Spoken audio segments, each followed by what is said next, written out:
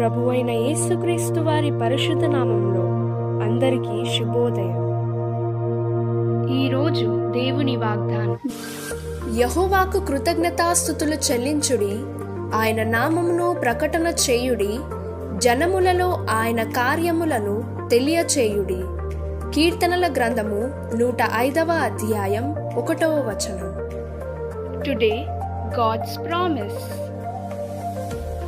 Oh, give thanks to the Lord, call upon his name, make known his deeds among the peoples. Psalms chapter 105 verse 1. आज परमेश्वर का वादा. यहोवा का धन्यवाद करो, उससे प्रार्थना करो, देश देश के लोगों में उसके कामों का प्रचार करो. भजन संहिता 105वां अध्याय 1ला वचन.